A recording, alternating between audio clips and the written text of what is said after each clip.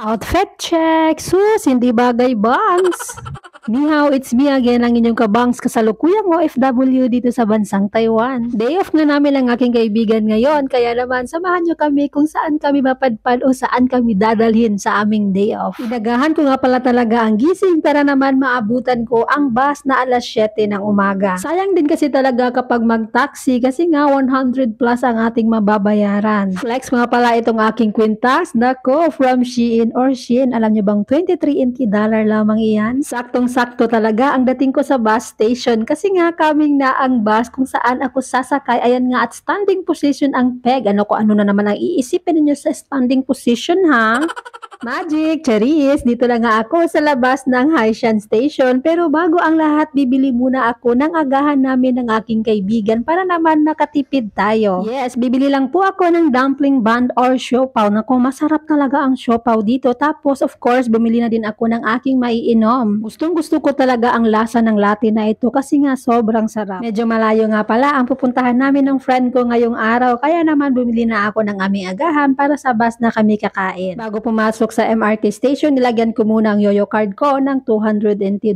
Pero pakiramdam ko kukulangin talaga itong $280 pero sige lang, madali lang naman mag-load dyan sa ating yoyo card kasi nga medyo malayo ang pupuntahan so baka mga $160 yung pamasahe balikan. Nandito na nga ako sa Taipei City Hall Station kaya naman dumaan muna ako sa CR para makaihi kasi nga 1 hour mahigit ang aming biyahe mamaya. Dito kami magkikita ng friend ko kasi nga dito din kami sasakay papunta sa Keelung. Yes, pupunta po tayo or kami ng friend ko sa Keelung.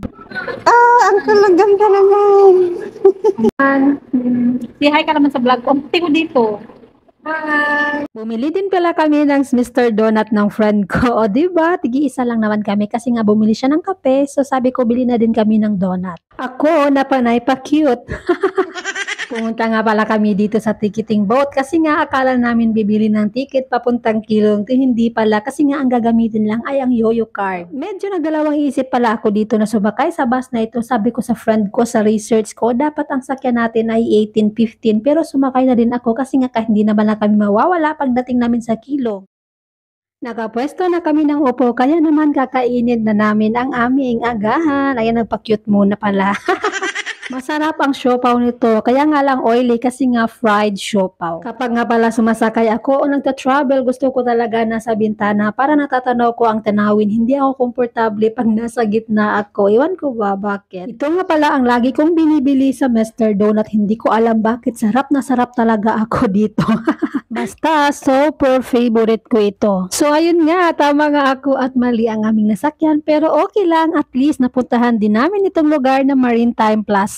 So, galing sa Maritime Plaza papunta sa Liuli or Jeju Park, kung mali ba yung pronunciation ko, basta yun na yun, biyahe kami na mga 54 minutes. Pagkatapos namin gumala sa Keelung area, pabalik naman kami ng Taipei para pumunta sa Ximending Night Market. Dito na kami sa Taipei City Hall Station. Pagoda. Pero pupunta kami sa Ximending.